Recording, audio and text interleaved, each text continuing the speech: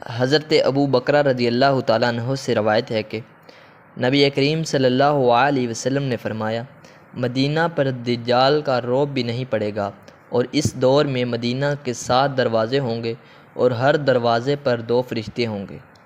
صحیح بخاری حدیث نمبر 1879۔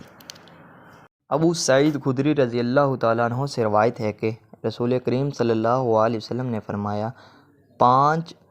اوقیہ سے کم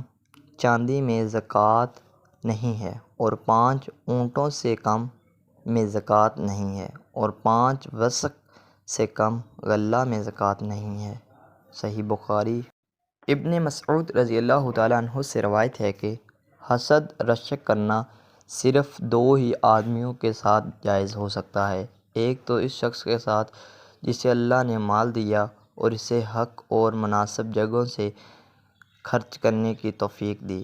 دوسرے اس شخص کے ساتھ جسے اللہ تعالیٰ نے حکمت، عقل، علم، قرآن، حدیث اور معاملہ فہمی دی، اور وہ اپنی حکمت کے مطابق حق فیصلے کرتا ہے اور لوگوں کو اس کی تعلیم دیتا ہے۔ صحیح بخاری حدیث نمبر 1409۔ حارثہ بن وہب رضی اللہ تعالیٰ عنہ سے روایت ہے کہ میں نے نبی کریم صلی اللہ علیہ وسلم سے سنا تھا کہ صدقہ کرو، اور ایک ایسا زمانہ بھی تم پر آنے والا ہے جب ایک شخص اپنے مال کا صدقہ لے کر نکلے گا اور کوئی اسے قبول کرنے والا نہ ہوگا۔ صحیح بخاری حدیث نمبر 1411۔ حضرت ابو ہریرہ رضی اللہ تعالیٰ عنہ سے روایت ہے کہ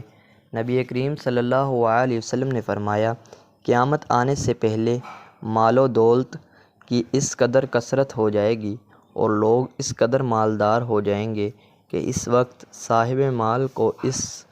کی فکر ہوگی کہ اس کی زکوٰۃ کون قبول کرے گا، اور اگر کسی کو دینا بھی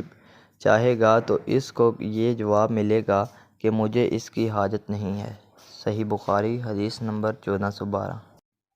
ابو موسیٰ اشعری رضی اللہ تعالیٰ عنہ سے روایت ہے کہ نبی کریم صلی اللہ علیہ وسلم نے فرمایا